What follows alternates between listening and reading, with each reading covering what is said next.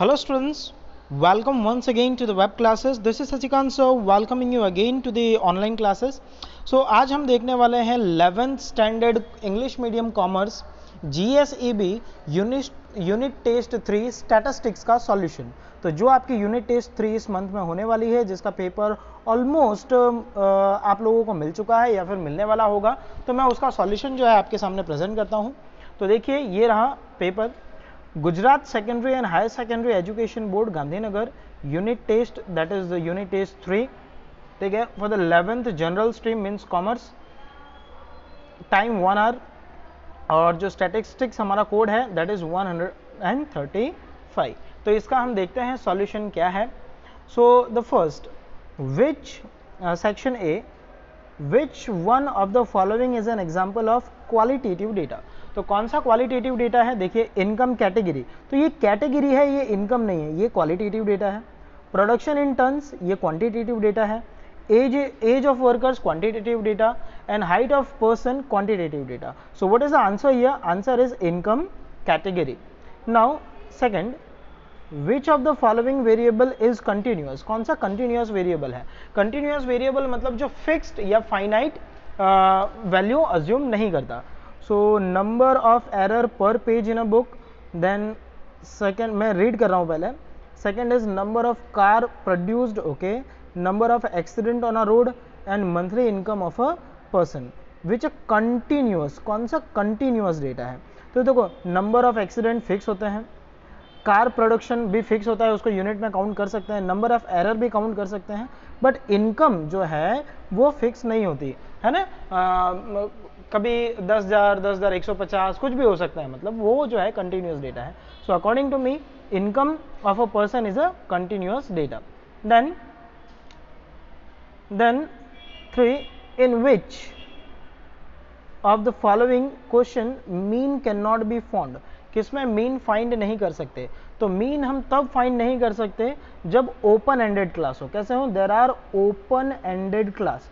Open ended class हो तो mean find करना पॉसिबल नहीं होता। क्यों? क्योंकि मिड वैल्यू हम उसकी फाइंड नहीं कर पाते, इसलिए। ठीक है। Next is section B, first question, state the methods of collecting primary data. So there are 3 methods: direct inquiry method, indirect inquiry method, and questionnaire method. So these are the methods of collecting primary data. For which type of data multiple bar diagram is drawn? Multiple bar diagram कौन से data के लिए तैयार किया जाता है?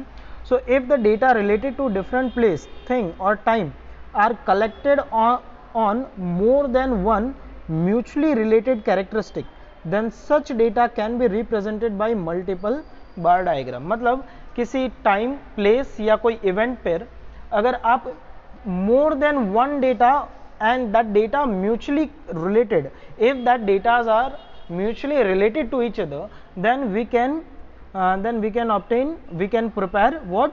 Multiple bar diagram. Next, number 6, if the observation have varying importance, which average should be used. Varying importance मतलब अगर सबका इंपॉर्टेंस अलग अलग है, मतलब वेटेज अलग अलग है, तो हम वेटेड मीन फाइंड करेंगे। कौन सा मीन फाइंड करेंगे? Weighted mean. तो इसका आंसर होता है हमारा, इसका आंसर है if the observation have varying importance then weighted mean is appropriate. Then state the condition under which geometric mean can not be found. तो अगर वैल्यू नेगेटिव है, if the values are negative then we can not find the geometric mean. This is the answer. So section B is completed now. Now come to the section C. State the difference between the qualitative and quantitative data. So qualitative और quantitative के बीच का difference, तो meaning और example लिखोगे, that is enough. Now the data which can be measured in numbers it's called quantitative data. Example income, height, weight, etc. 2 point हो गए. Then the data which cannot be measured in numbers is called qualitative data, like language, marital status, human behavior, etc. Is that clear?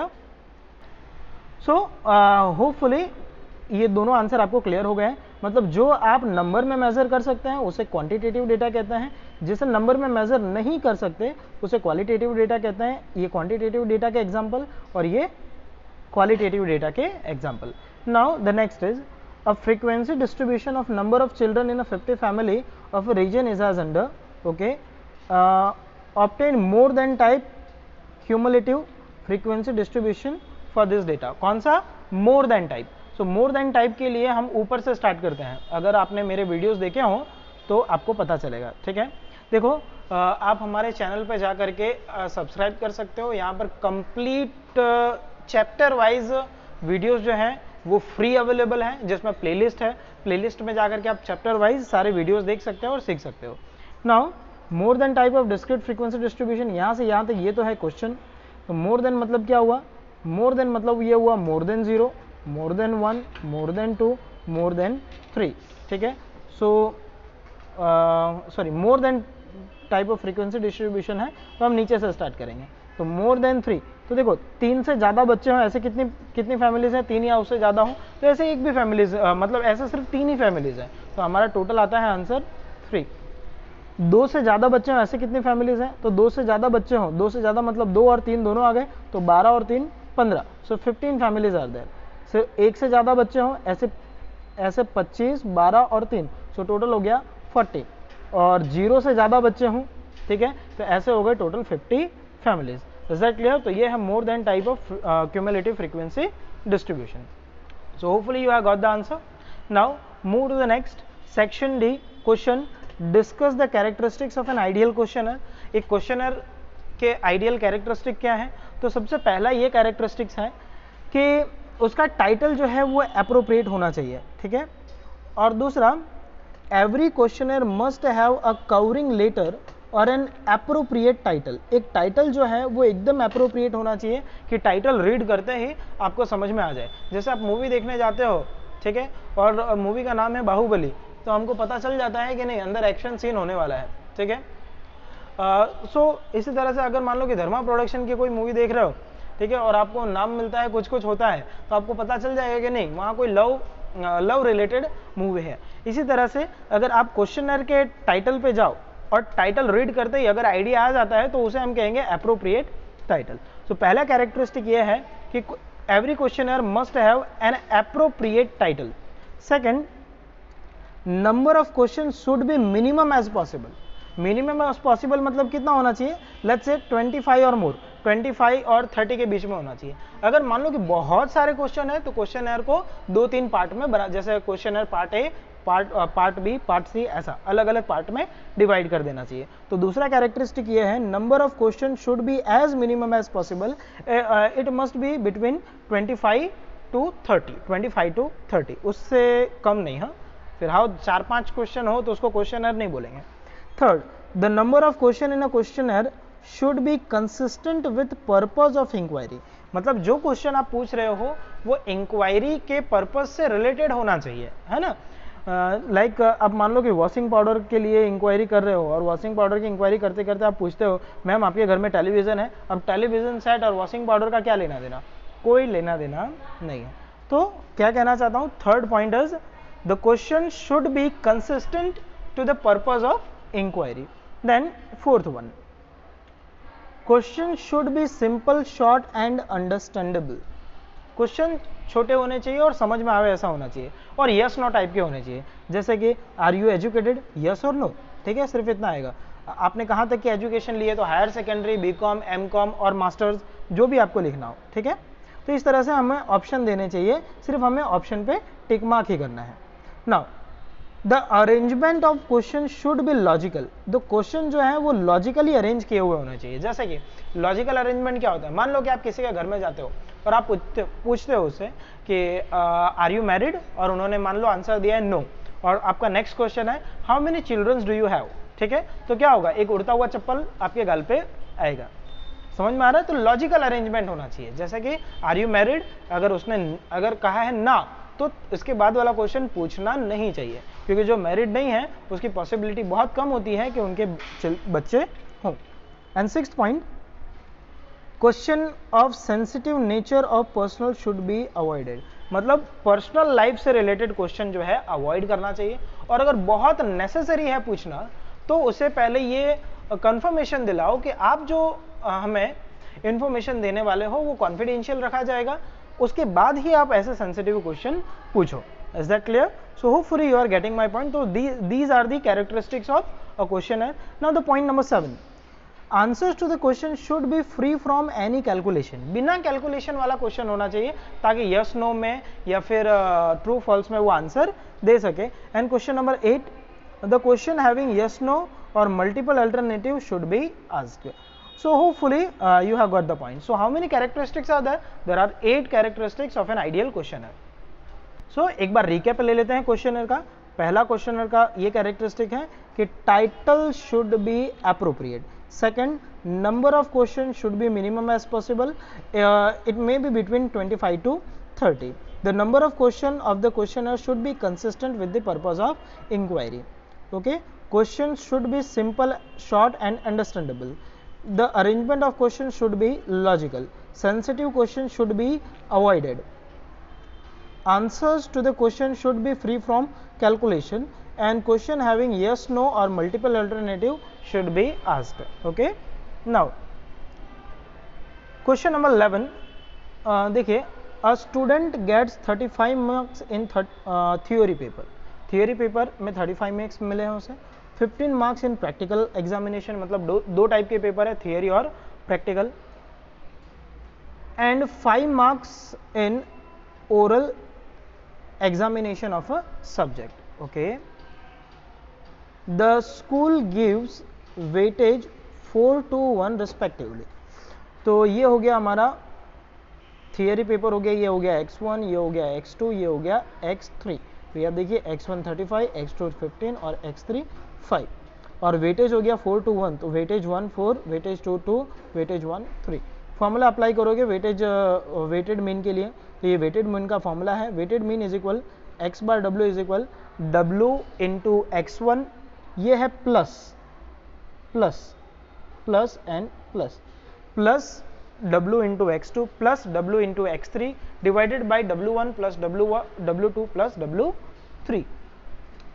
सो सारी values रखी. तो देखो सबसे पहला इनका multiple 35 into 4, तो ये आप देख लीजिए 35 into 4, 15 into 2, 15 into 2, 5 into 1, 5 into 1 and the plus 4 plus 2 plus 1, 4 plus 2 plus 1. Calculation, आपके पास कैलकुलेटर है, टोटल करो और डिवाइड करो, answer is 25. So what is the weighted mean? Weighted mean here is 25. Next section A का question है. देखो बहुत ही गजब क्वेश्चन है, ध्यान से देखना, ठीक है. It will take time to understand. Now पहले पूरा क्वेश्चन रीड करो. There were 250 skilled, 400 unskilled worker. तो आपको वेरिएबल कैरेक्टरिस्टिक में आपको क्या मिलता है? तो पहला मिलता है skill, skill and unskilled worker. Then in a private company in a year 2011, तो दूसरा मिलता है 2011 ईयर. फिर there were 220 female worker and of them 140 were unskilled. तो एक मिलता है फीमेल. अगर कोई सिंगल कैरेक्टरिस्टिक हो तो वो काउंट नहीं होता, फीमेल के साथ मेल भी होना चाहिए. In the year 2012 the number of skilled worker was 1475. Okay, तो दूसरा मिला 2012. Okay, 2012 and 1475 of them skilled worker, 1475 of them 1300 were males. Okay, तो फीमेल के साथ में दूसरा क्या है? मेल है. तो आपको वेरिएबल कैरेक्टरिस्टिक क्या मिलते हैं? Skilled, unskilled, male, female and year 2011 12 and आगे तक दिए होंगे 13 एंड 14 तक. तो इसके बेसिस पे आप एक ब्लैंक टेबल बनाओगे. वो टेबल इस तरह से होना चाहिए. देखो ईयर 2011 12 13 14, ठीक है. स्किल्ड, तो skilled male skilled, female skilled and total. Unskilled male unskilled, female unskilled and total. और यहाँ पर टोटल आ जाएगा male, female and the total. इस तरह का एक ब्लैंक फॉर्मेट का टेबल आप बना लो, अंदर की कोई वैल्यू लिखना मत. आगे अब 1 बाय 1 हम रीड करते हैं और आपको समझ के डेटा जो है वो फिल करना है. तो जो डेटा फिल करना है वो मैं एक परमानेंट पेन से टिक मार्क करूँगा तो आपको आइडिया आ जाएगा. सो there are 1250 skilled and 400 unskilled worker in a private company in a 2011. So 2011 की बात हो रही है. ये रहा 2011. पहले बात है स्किल्ड है 1250 एंड अनस्किल्ड आर 400। तो जो मिल रहा है उस पर मैं टिक मार्क कर रहा हूँ, बाकी के आप भी साथ साथ में उतने ही कॉलम पे डेटा फिल करोगे। इसके बाद in 2011 there were 220 female worker, 220 female worker and 140 were unskilled. So 220 female, तो ये रही फीमेल, अब देखो सॉरी हाँ ये रही फीमेल वर्कर, तो फीमेल में कितने हैं 220, तो हम टिक मार्क करेंगे, ये रहा 220। इस 220 में से just a second please,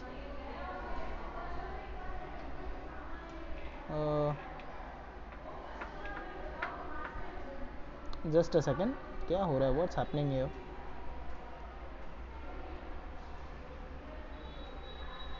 okay just a second, okay leave it.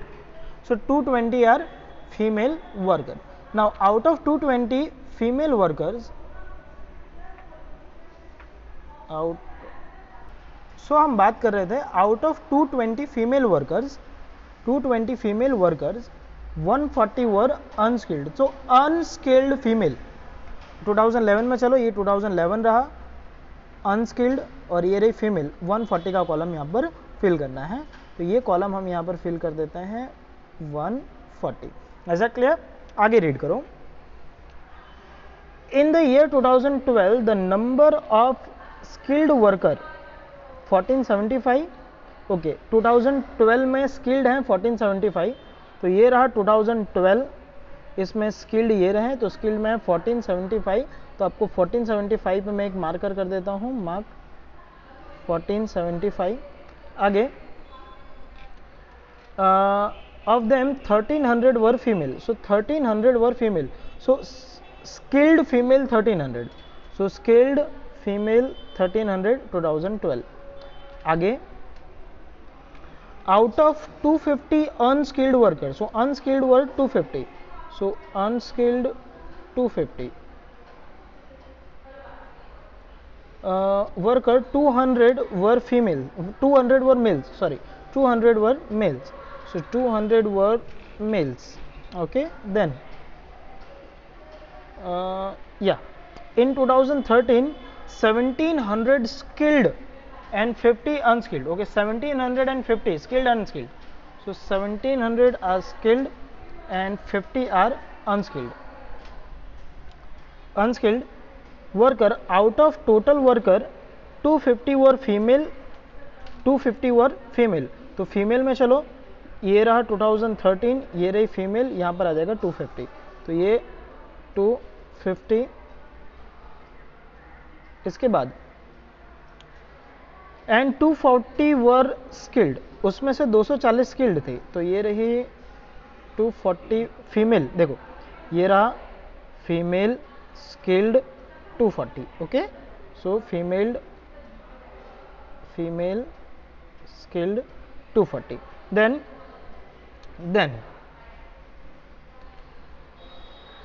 Okay then in 2014 there were 2000 workers, okay 2000 total worker, तो टोटल के टोटल में जाएगा 2000, ये रहा 2000, ओके देखो क्यों मैंने टोटल का टोटल कहा, क्योंकि स्किल्ड का टोटल है ये रहा, ये अनस्किल्ड का टोटल है, और ये टोटल का टोटल है, that is 2000, that is given to you, okay. आगे 2000 worker and 2% were unskilled, so 2000 का 2% होता है 40, सो 40 वर अनस्किल्ड, तो अनस्किल्ड में चलो और वहाँ टिक मार्क करते हैं हम 40 पर, तो ये आ गया 40। इसके बाद out of total worker 300 were female and 10 were unskilled, so 300 female, उसमें से 10 अनस्किल्ड, सो 300 फीमेल, ये रही 300 फीमेल, सो अनस्किल्ड, ये रही unskilled female 10, clear. Next present the above data in a form of table, तो आप इनमें जितने पे आप अंडरलाइन देख रहे हो वो क्वेश्चन में से लिखा हुआ है, अब बाकी का काम है सिर्फ प्लस या माइनस करना। तो पहला 1650 है, अब मैं कलर चेंज कर देता हूं, एक मिनट मुझे इसके कलर चेंज करना होगा, जस्ट अ सेकेंड,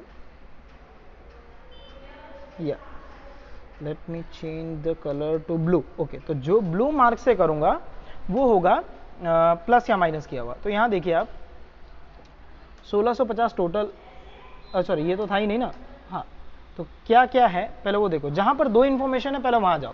देखो इस वाले टेबल में यहाँ पर 2 इन्फॉर्मेशन है। सो 400 टोटल, उसमें से 150 फीमेल, तो बचे कितने हैं मेल्स। सो मेल्स हो जाएंगे 260, तो मैं मेल्स पे टिक मार्क कर देता हूँ 260, ठीक है। इसके बाद है 2 इन्फॉर्मेशन यहाँ पे पूरी हुई, ओके। नाउ ये टोटल है 1250 और ये टोटल है 400, तो टोटल का टोटल हो जाएगा 1650, तो ये आ जाएगा यहाँ पर 1650 बराबर। नाउ अब यहाँ पर 1650 इज द टोटल, उसमें से फीमेल है 220, तो बचा हुआ हो जाएगा क्या 1430, दैट इज मेल, तो ये मेल में आ जाएगा 1430। Is that clear. नाउ अब यहाँ देखो total females are 220, total females are 220, उसमें से अनस्किल्ड है 140, तो बची हुई स्किल्ड होंगी।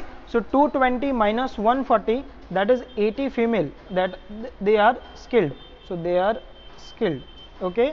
Now the last for the 2011, so total skilled are 1250, उसमें से फीमेल है 80, तो बचे कितने 1170 are male, so 1170 are mails.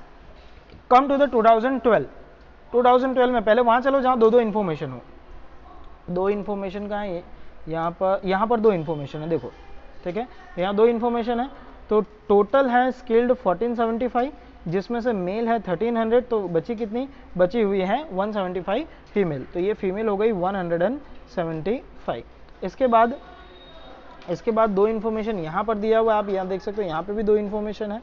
Total है 250, उसमें से मेल है 200, तो बचे हुए फीमेल्स हो जाएंगे, तो बचे हुए फीमेल्स हो गए 50। इसके बाद यहाँ तो कुछ भी इन्फॉर्मेशन ही नहीं है, तो आपको टोटल करना पड़ेगा। तो फर्स्ट टोटल का टोटल ले लो, या फिर मेल या फीमेल का टोटल ले लो। तो टोटल का टोटल ले लेते हैं 1475 प्लस 250, तो टोटल हो जाता है 1725, तो ये टोटल मिल गया 1725। नाउ फीमेल टोटल 175 फीमेल यहाँ पर और 50 फीमेल्स यहाँ पर, तो 225 बचा, तो 220 मतलब टोटल हुआ, सो 225 हो गई फीमेल्स।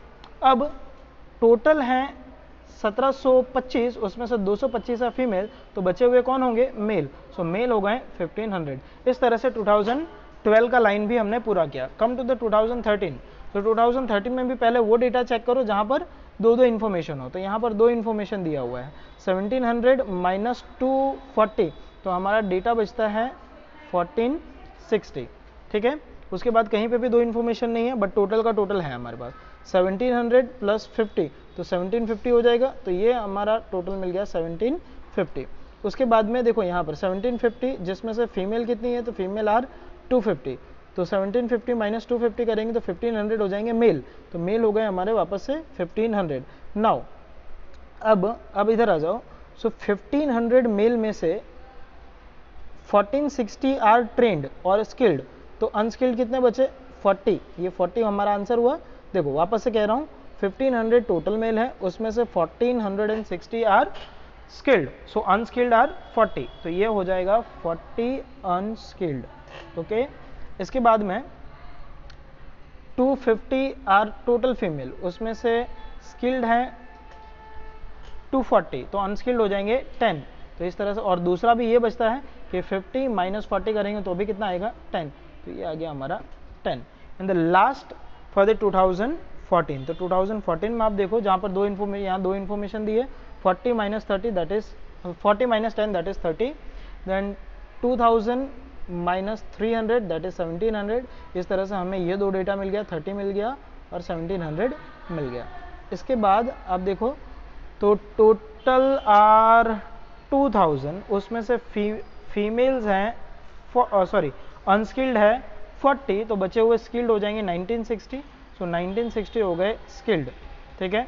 इसके बाद टोटल फीमेल 300, उसमें से अनस्किल्ड 10, तो बचे सारे के सारे स्किल्ड 290, सो 290 दूसरा मिल गया।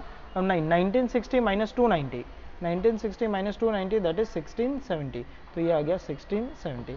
इस तरह से हमने कंप्लीट टेबुलेशन कंप्लीट किया। तो इससे क्या पता चलता है, तो जो आपको पिंक या फिर रेड लाइंस में दिख रहा है वो क्वेश्चन का डेटा था, और जो ब्लू लाइन किया हुआ है वो जो है वो हमने फाइंड किया हुआ डेटा है। Is that clear?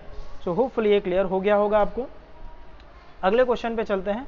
हमारा अगला क्वेश्चन है question number 13। Question number 13 read कर रहा हूँ। The distribution of annual sales tax of different companies in a zone is given below, find the mean sale tax of this companies. Sales tax 1000, तो 0 से 10,000, 10 to 20,000, 20 to 30,000 information दिया हुआ है।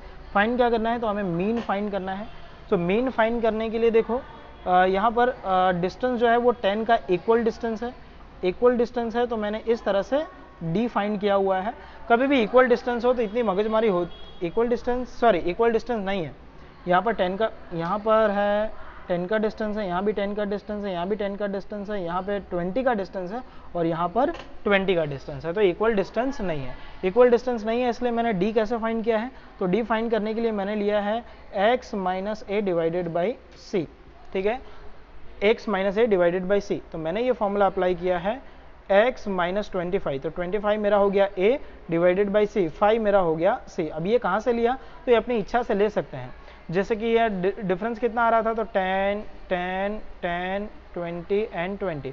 तो कोई ऐसा डिजिट आप ले सकते थे जो सभी में डिविजिबल हो। ठीक है, हालांकि मैंने यहाँ पर 25 लिया है तो मुझे कोई 5 का डिजिट लेना था जिससे वो सभी में डिविजिबल हो। तो चलते हैं आंसर की तरफ। ये है हमारा आंसर यहाँ से लेकर के यहाँ तक। तो ये है क्वेश्चन। फिर हमने मिड वैल्यूज फाइंड की। तो मिड वैल्यू का फॉर्मूला क्या होता है, lower limit plus upper limit divided by 2। तो हमारा मिड वैल्यू आया 5, 15, 25, 40 एंड 60।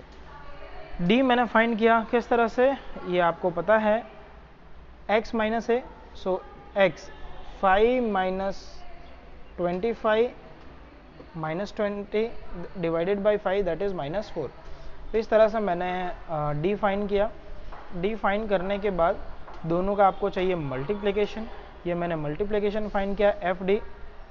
ठीक है, मल्टीप्लिकेशन आपको चाहिए एफ और डी का। मल्टीप्लिकेशन फाइंड किया, सो 4 into 3 that is -12, -2 into 14 that is -28, 0 into 32 that is 0, 3 into 40 that is 120। ठीक है, इस तरह से लास्ट में करना है टोटल।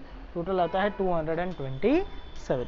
अगर आप इस तरह ना करना चाहो, अगर आप ये दोनों टेबल नहीं प्रिपेयर करना चाहते तो इसके जगह पर आप डायरेक्ट एक टेबल प्रिपेयर कर सकते हो, उसे कहेंगे एफ एक्स, और एफ और एक्स का मल्टीप्लाई करके आप डायरेक्ट एक्स बार फाइंड कर सकते हो। चलो फॉर्मूला, ये फॉर्मूले में हमने वैल्यूज़ रखी। हमने ए की जगह रखा था 25 और सी की जगह रखा था 5, और बाकी वैल्यूज़ आपको पता ही है कहाँ से ली मैंने। एन का मतलब होता है total of F total is 110। इस तरह से पहले हमने मल्टीप्लिकेशन और डिवीज़न करना होता है। ये आंसर उसमें ऐड किया तो 35.32 इज योर रिक्वायर्ड आंसर। तो एवरेज टैक्स कितना फाइल किया जा रहा है, 35.32,000 rupees. Okay, so paper solution के लिए इतना ही, आज के लिए इतना ही। Thank you. सो होपफुली आपको ये यूनिट टेस्ट 3 का सॉल्यूशन पसंद आया होगा। Bye bye, thank you.